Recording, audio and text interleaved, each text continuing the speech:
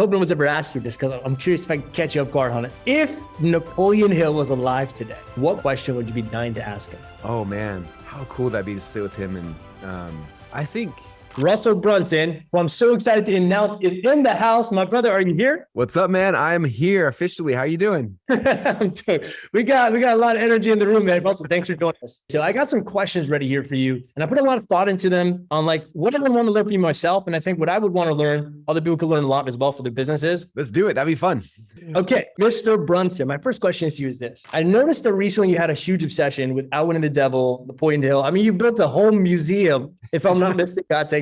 I'm curious, what inspired your recent obsession with Napoleon Hill and Outwitting the Devil specifically? And what is, from all the research you've done, because I know you've been in and out every day, what's the number one secret to success you've noticed that you've been able to discover from all the research in this obsession? Yeah. So Napoleon Hill is amazing. And it's interesting because like when I first started my journey almost 20 years ago was when I first heard about him. I remember going to an event and one of the speakers, I can't remember who it was, but I do remember the question was like, who here has ever read Think and Grow Rich? And everyone's hands in the audience goes up except for mine. I was like, get my pad of paper out, read Think and Grow Rich, right? So I get home that day, I buy a copy of the book on Amazon. It shows up, a week later, it gets there. I'm like, okay, I'm gonna read this book. And I put it on my bookshelf and then I didn't read it. And fast forward like 3 or 4 months later, I go to my next marketing event. I show up and I get another random speaker. Who here's read Think and Grow Rich? And every hand goes up and thing. I'm like, oh, I have it, but I haven't actually read it. I'm like, dang it. So I got to read it. And then that happened 2 or 3 times. After about a year of it sitting on my bookshelf, I actually ended up buying the audio CDs. This is before we had Audible and things like that. So I bought the audio CD. I started listening to it. And it was the first time because I got in this world because of business, right? I wanted to be successful in business. That's what I was learning.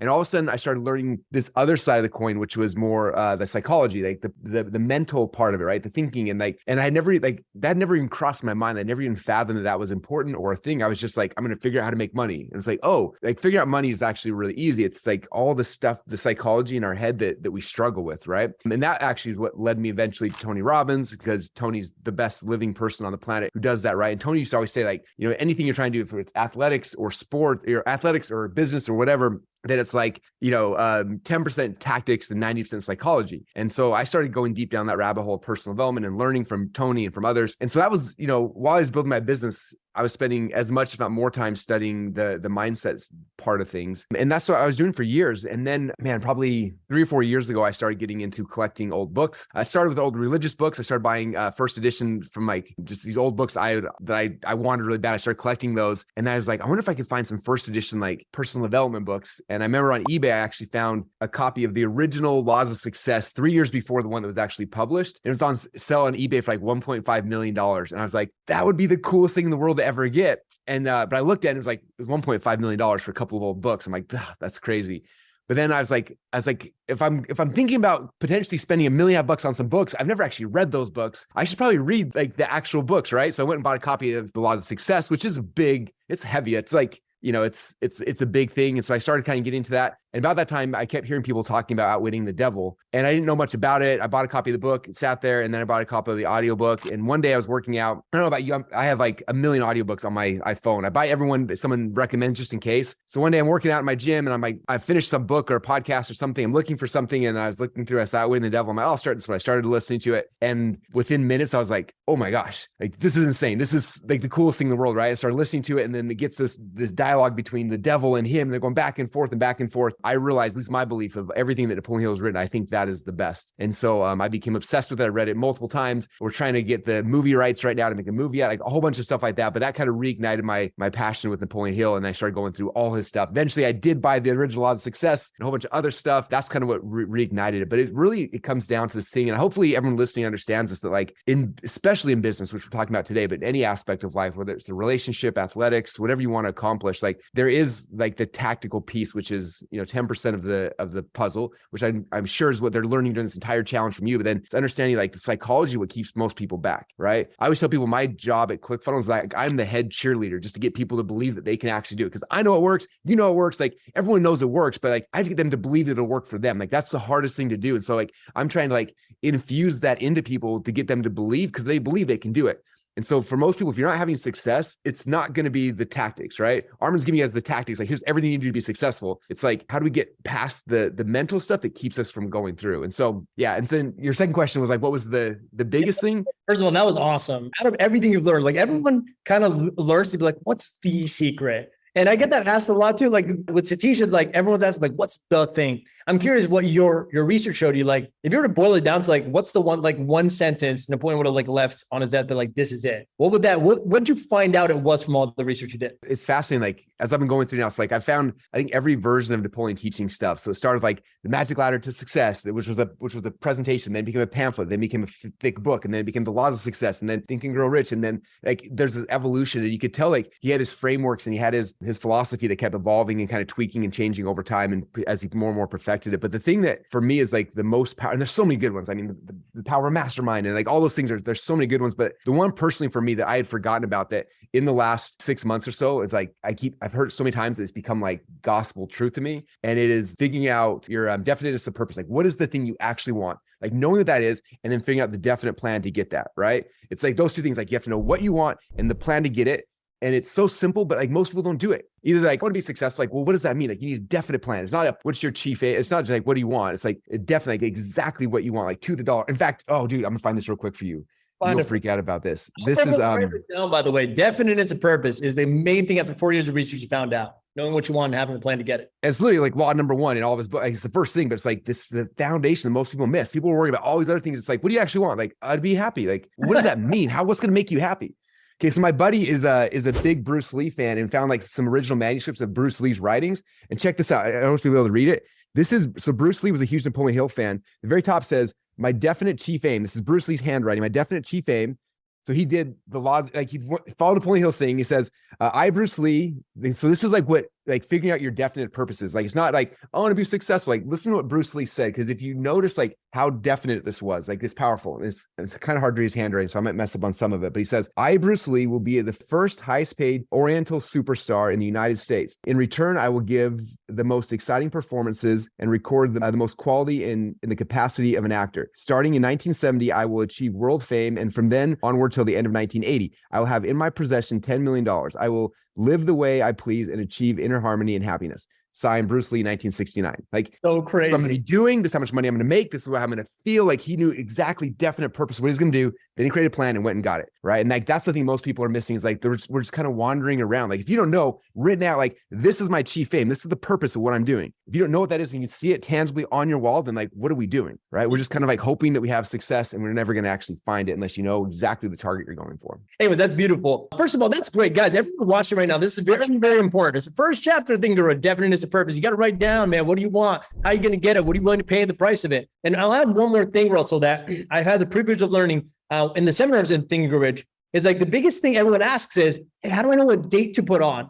Like, hey, by what time? Like 2 years out, 6 months out? Look, what is, and the president would always look at them and go, it doesn't matter. What matters is the date that you pay the price. I'm like, damn, like everyone's focused on like attracting it and they don't think about the effort the price they got to pay. Everyone's trying to just get it and like trying to manifest it and not think about what they like. They want to grab the car, but not put gas in. It's crazy. And so that's how you guys do it, man. Everyone write a goal statement. Now it's the first thing we do with clients as well. They come in, they write a goal statement, buy this, buy then. And we've made it so that you got to read every morning, get every night. Like if the goal doesn't go to the subconscious level of the mind, it doesn't matter how hard you work or you're working just too hard. As someone who's successfully with ClickFunnels as well, you guys have over 100,000 and it's more now. What's the count now with users there with businesses? Oh man, I don't even know. We used to have it on our TV. Like had the countdown clock, and the TV died like a couple months ago, and so I don't see the counting ticker anymore. We gotta get the TV fixed. But yeah, it's over 100,000 for sure. So over 100,000 businesses in the last 10 years, you've been able to like work with and scale them and show them.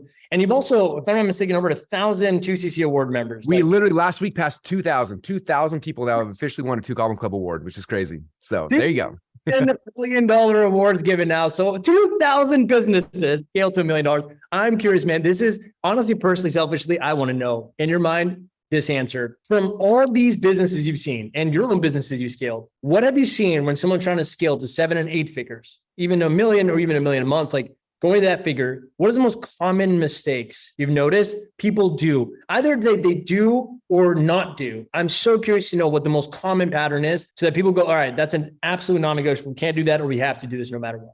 What have you seen happen? Great question. So to explain it correctly, I want to walk you because there's differences like business going from 0 to $1 million and then $1 million to 10 and 10 to 100. It's different. That's why if you look at my mastermind levels, there's tiers at each one because we have to have different conversations at each tier because they're not the same, right? Going from 0 to $1 million, I think is actually the hardest one because it's the one you have to like, there's so many things internally, like Steve Larson always says that business is like the greatest personal development conference of all time. You have to like get through all of your stuff to do it. So like it's hard, but there's 3 core things that happen from 0 to $1 million. And as soon as you figure these 3 things out, most people, it's like the struggle. They figure 3 things out, and it's like boom, like the jump from 0 to $1 million. Like I see it happen in months, right? After they figure these 3 things out. So the 3 things are, number 1 is like, who is it that you're actually serving?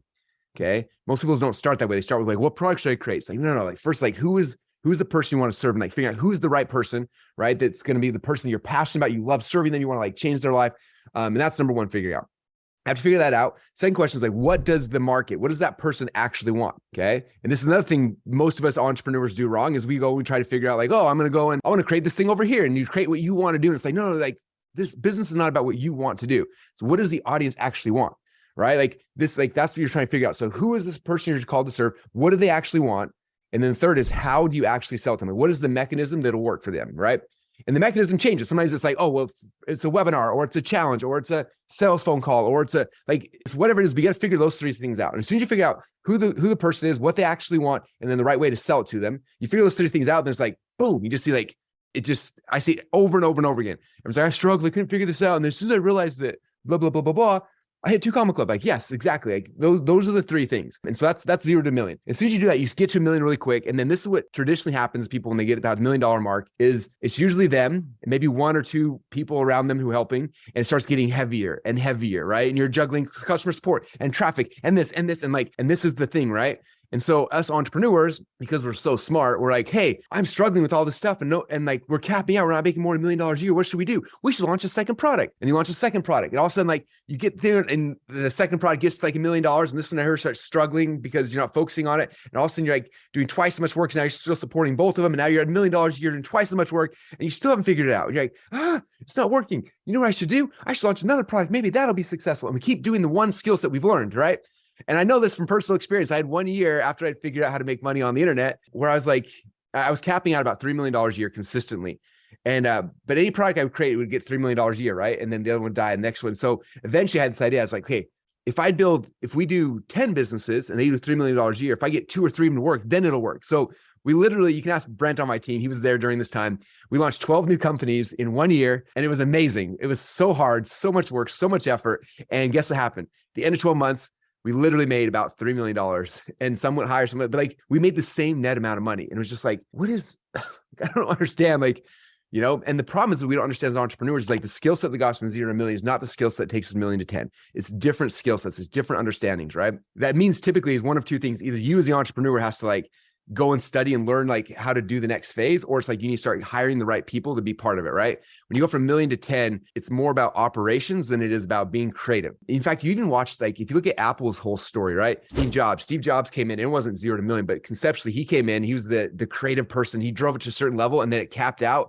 And so much so, like, Apple ended up firing him. Then they brought in all these operations people. They got all the operations fixed. And then the operations people aren't creative enough to grow. So they got stuck again. And then they rehired Steve Jobs, and his creativity went and blew it up and it became Apple. And the same thing's true, like from 1 million to 10, it's really like, it's getting the people in place, like operationally. And most entrepreneurs typically aren't as good at operations. And so that's why they keep messing up. They go back to the creative thing they know because that's all they know. And so about that time is when I'm looking for, like, I need someone who's going to be the COO of the company, or I have to learn how to be that person, which is the chief operations officer, like putting the operations, like, okay, who works for who and what's the management, what's the structure, okay, who's in charge of ads? Because right now, you as the entrepreneur are probably doing ads and traffic and copywriting and funnels, and you're teaching and you're selling and you're closing and you're doing everything, right? It's like, no, to be successful, to grow, it has to become a team, you know. And you've got behind you there the pictures of the Avengers team. That's literally what it is. It's like, it's acquiring your Avengers team. Like, who are the people you need to be able to get to the next level? And honestly, most entrepreneurs, I didn't even know who those people were. Like, I don't know who we need. And so it's like finding someone who understands operations to come in and be like, hey, here's the people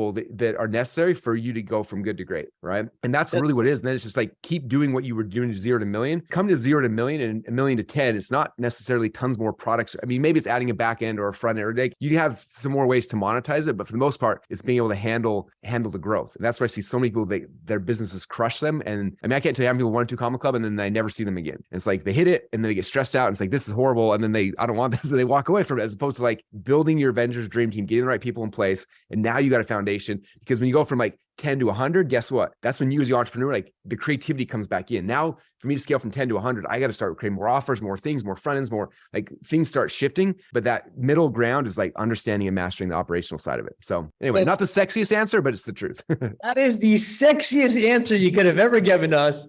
And all I know is this, for the ones watching. Validating everything you're saying. It's all true. So it's almost as if I'm like come in and say these things. Because like yesterday we talked about 0 to million, million a month. So like what it looks, everything to think of each thing. You just literally, I'm happy because I'm like, I can learn from someone that's doing a hell of a lot better. Yeah. And then like, you're confirming, all right, good. The stuff I'm saying is actually the right answer. Cause like, you learn from your own experience. So like, thank you for that. That was gold. But I understand you correctly. You're pretty much getting really good at sales and marketing and like selling and like doing the creative stuff. And then you're going to learn how to handle all the growth. And then you go back to selling, creative, all that stuff. And that's what gets you to 100. My job right now, which is fun, we're past 100, but I'm trying to get to 1 billion, right? So it's like, there's a really good book called Crossing the Chasm, right? Where like businesses grow really fast and there's this big chasm and you have to cross the chasm. Like the crossing the chasm is people who aren't as like, super excited about your product, your service initially. So you have to create customers as opposed to like just, there's no desire for your product yet. So you have to create things to create desire. So you're putting things out there into the world to like create desire and get to actually make people care about your business and come in. And so that's what like, for me, it's been fun is like mentally stimulating. How do I get people who don't care about business or funnels to suddenly care about businesses funnels? If I can do that, I can create customers out of thin air. But it's different. It's more expensive. It's hard. Like it's a different game to play, but it's coming back to like the entrepreneurial creativity because there's no operations person who's going to figure that answer out, right? It's got to come back to you being like, okay, like how do I do that? It gets fun again. That's brilliant. And by the way, for everyone paying attention, like that's when you do that. I feel like a lot of people say that, like, I'm going to do it at the beginning. And they go and try to teach, try to do this really hard thing before they've even built something that works first. And so like, that's good to know that at 10 to 100 million is where you start focusing on things like that. First of all, brilliant, like just brilliant answer, of course. I have another question and I have a quick one before you go, because I want to make sure I respect time. This question, I remember I was back in Mexico, the mastermind, it was a mastermind with all the 2CCX and you were talking on stage about, all I remember is helicopters and giants. And then I remember, I wanted to say the quote because I don't know what it is, but I loved it. And then I remember radical obsession. This is in your new book coming now, Secrets of Success. Yeah, it's radical obsession and horse blinders. And I remember watching this and I was there with my co-founder. I'm like, man, Russell takes stuff that I've had to take years to learn by accident or through hundreds of books. And he dumbs it down to like third grade level. Like he couldn't have said it any clearer. I was like raving about you till I'm like, dude, this is like, oh man, I can't wait for the book to come out. And I'm like, this is the best. Every person running a business should hear this like short little training you did. It was like quick, like 2 different things. Can you explain to us real quick? Can you tell us what the importance of horse blinders are, radical obsession, and why you think it's critical for success and your specific success? Because I think a lot of people have misconceptions around those things. Yeah, for sure. Man, I'm thinking second guessing how I taught that back then. I got to go back and look at my presentation. But it's interesting. So number one, like radical obsession is like radical imbalance. I think it was radical imbalance. Radical imbalance. Yeah. So like everything good in my life came from moments of radical imbalance, right? Everyone's asking me, I get people on podcast interviews all the time, like, so how do you have such a balanced life? And I laugh. I'm like, well, if you only saw the other side of it, like nothing good in my life came during times of balance, right? Like you always want to get back to balance because that's so you don't go crazy. But like when I was wrestling, I wasn't balanced. I didn't like get 4.0 grade point average, was great at wrestling, had a great relationship, everything. No. Like when I decided like, I want to be a wrestler, I want to be the greatest in the world. That was my goal. I shifted everything to be radically imbalanced to focus on that goal and that goal alone, right? So yes, I had to go to school, but I had to have a 2.0 to graduate. So I focused on enough to make sure that I could continue to wrestle, but my goal was not to get great grades in school. Like, I'm sure it made my parents crazy, but like my goal, like my definite purpose was I want to become initially a state champ, then a national champ. Like, and so I had to focus everything on there. And that became my obsession, right? Like everything got dumped into that and great things came because of that. When I met my wife the very first time, I was like, oh my gosh, she's beautiful. Now, if I would have been balanced in that relationship, like, oh, cool. Yeah, we'll go out once a week. And then, I got other things happening though. I got school and all these things. It never would have became great. It was like when I found her, I met her, I was like, oh my gosh, she's the one. I'm going to marry her. I want to be with her forever. It was like radical imbalance towards her. We put time and energy and effort. We went on dates. We had fun. We like everything went into that to make that relationship great, right? And then we get married and things and snap back to kind of a semblance of balance. But the same thing when ClickFunnels came out. Like we started building ClickFunnels. It was not like, oh, we're gonna be totally balanced. Like when Todd and I decided we're gonna build this thing, like it was radical imbalance. We were like, he was flying out to Boise once a month. We were spending 2 weeks at a time. We would not sleep for 2 weeks. Like we were just everything in it to make something great. And after we were able to launch and get out on the ground, then we could come back to some semblance of balance until we figure out the next thing, right? When we decided to build ClickFunnels 2.0, 2 years ago is when we sat down during the presidential elections, was like literally 2 years ago, we sat down and we're like, man, if we do this, like our lives are going to be chaotic for 2 years. Like, you sure you want to do this? And then we committed to like, all right, this is what we're doing. And like, we had to get our wives buy-in, like, we're going to be radically imbalanced to do this next thing because it is the future where we're trying to go. And everyone's buying and they said, okay, let's get back to work. And we're radically imbalanced to create something amazing. And so that's the first thing people have to understand is they're trying to live a balanced life. It's like nothing good ever came out of balance. Like everything great in my life came during times of radical imbalance. Same with my kids with like it's like, that's the focal point. So I think if we're striving for the wrong thing, we're not going to get what we're actually looking for, right? So that's the first thing. The second thing with the horse blinders, there's a couple different ways you can go with this, but I want people to understand like when you come, especially you come in the business world, right? There's so many people teaching so many things. In fact, I was at the airport probably 2 or 3 months ago and some kid came up to me and, he got all excited like, I follow you on Instagram. Like, and he's like, this is my thing. He's like 18 years old and like, I'm flipping houses. Like, but I learned internet stuff. Like, what should I do? And I was like, the reality is like, you should pick one mentor. And I don't care if it's me or someone else. Like, it doesn't matter. Everyone's stuff works. If you like actually work it, I believe there's very few people that are honestly like the scam artists or whatever. Like there are a few, but for the most part, like anybody's system and process will work. You just have to pick it and you put on horse blinders and only do that thing. I just bought a female weight loss company. And when we're going through all the documents and stuff of the company, like one thing they show is that the average woman starts 8 diets a year. Why do they do that? Because they start the keto diet and they're on it, they're going again. All of a sudden their buddy posts something about the paleo diet. Like, I should do paleo. And they shift and they shift and they shift and they keep shifting 8 times in a year and they never get their goal, right? Now, the reality is if they picked any one of those 8 plans and actually done it, it would have worked, but they kept shifting and shifting and shifting. So the goal is like, when you want to be successful in life and you figure out your definite chief aim, like this is where I'm going to go, right? You have your purpose, you have your plan, and the plan usually comes with a guide. Like who is the guide that's going to take you on that plan? Find that person and then just put on blinders and don't pay attention to anybody else, right? So if they picked you, if they're here with you right now, Armin, like they picked you, like you're the person, like put on blinders, ignore everybody else, unsubscribe from everybody else's email list. Like just focus on that because he will take you to the where you're trying to get to. The only way he's not going to do that is if you stop paying attention to him because you're like, oh, well, this person, like you're trying to follow 3 guides up the mountain, like you're going to get lost, right? Any one of them could have got you there, but 3 of them are not going to get you there. So it's putting on blinders and just focusing on one person's message, one person's path, one person's plan, and follow that till you get to the finish line. And if you do that, you'll be successful. Like that's the biggest key there. Coming from Russell, like I could even tell you my personal experience. My first person was actually one of the 2 CCX award winners.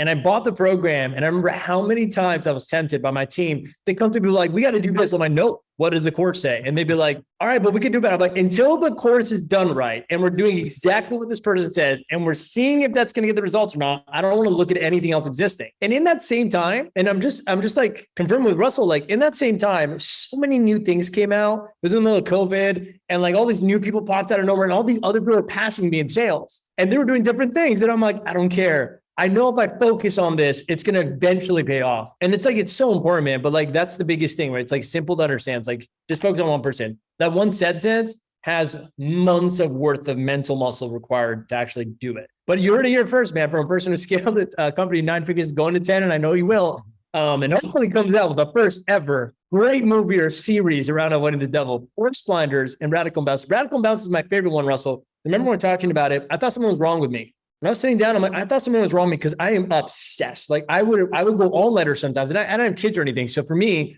if I was a father, I probably would do like 14-hour pushes and like sleep 4 and then wake up my kids.